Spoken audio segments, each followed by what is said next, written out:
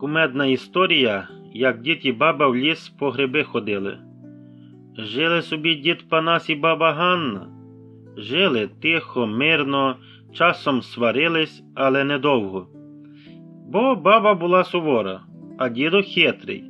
Одного гарного ранку бабка виглянула у вікно і каже: «Ой, диви, який туман.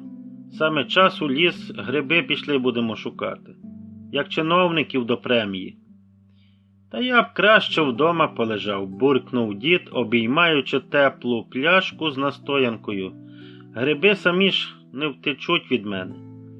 «А ти думаєш, що вони тебе чекатимуть у лісі, так чи що?» – бабка схрестила руки на грудях та й каже дідові: «Тільки встигни отдавай».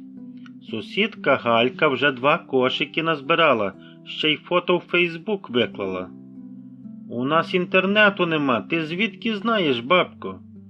«А от і є, я внука попросила, він мені вже підключив. І тепер я в курсі всього, що Галька навіть селфі з лисичками робить. Тож давай, діду, ходім». Дід зітхнув, нашкрябався якось з крісла і, похитуючись, поліз шукати гумові чоботи. Один був у курнику, а другий у собаки у будці. «Ну що, Ганно, добре, бери кошик, а я візьму ще й мішок. Раптом знайду грибів стільки, що в кошики не влізе». «Ти знайди хоч один спершу, грибник ти мій мішковий», – сказала бабка. І от пішли вони.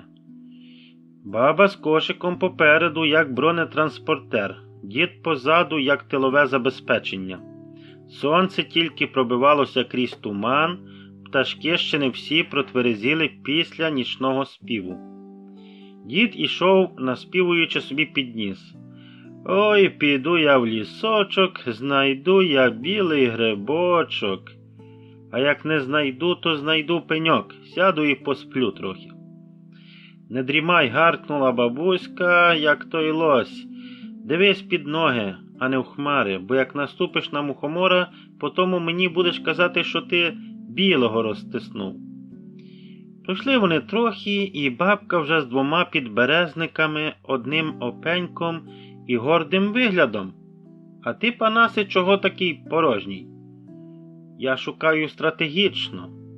Не всякий гриб вартий моєї уваги», – сказав дід. «Ой, ти просто сліпий без тих своїх окулярів». «Зато я в душі грибознавець», – гордо мовив дід.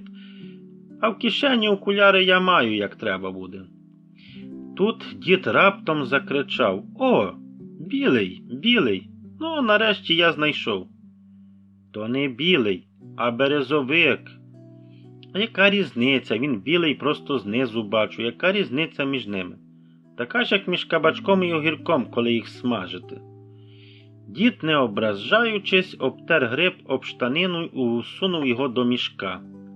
І йшли вони далі. І тут сталося неочікуване. Дід зник. Бабка озирнулася. «Нема?» – гукнула. «Панасе, Панасе, де ти?» У відповідь лише загадкове бурмотіння з кущів. «Я тут, здається, упав у вовчу яму».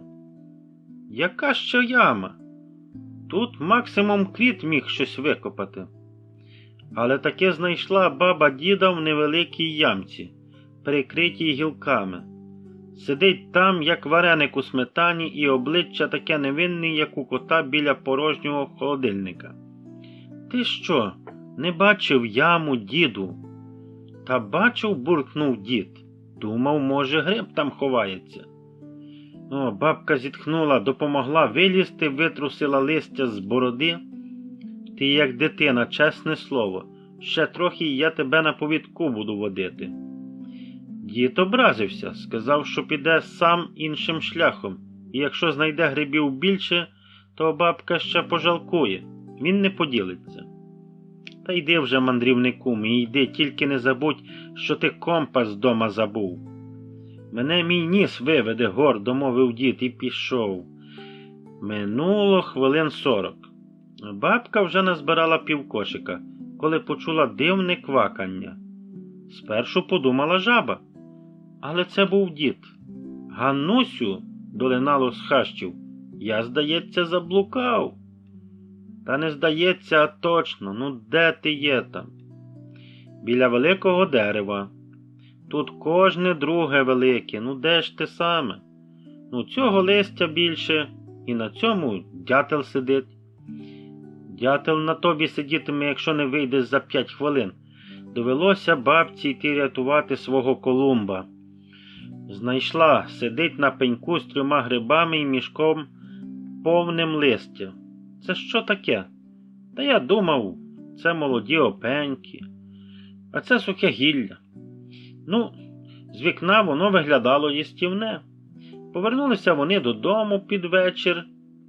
Бабка задоволена, кошик повний, дід трохи брудний, трохи голодний, але також веселий. Ну що, каже, може зробимо грибну юшку?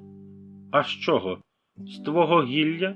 Ага, хіба ти не знала, що сухе гілля додає аромату? Традиціям? Традиціям чого? Виварювати пеньки? Ну, хоча б приготуємо чай із листя, оригінально сказав дідо, еко-френдлі. Баба лише похитала головою, але зварила грибну юшку зі своїх грибів.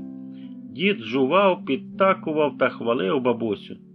Ну я ж казав, що треба було йти, чудовий день, ще й у яму впав. Буде що внукам розказати. Ти й так щодня таке витворяєш, що можна мемуари писати, діду. Назву гриби я... Так. Пішов я в гриби і вовчу яму знайшов. Та назви вже краще пригоди без компаса. І сміялись вони обидва до ночі. Бо що ще треба? Гриби є, юшка є, смачна, а головне пригоди були. І буде про що розказувати на лавці перед хатою зранку з сусідами. Мораль цієї історії така. Навіть у звичайному дні можна знайти дуже багато пригод. Але головне – не забути дома компас. Ось так, друзі. Якщо вам сподобалася ця історія, поставте цьому відео вподобайку, палець вгору і підпишіться на канал, тому що скоро буде ще одна дуже гарна і смішна історія. На все добре!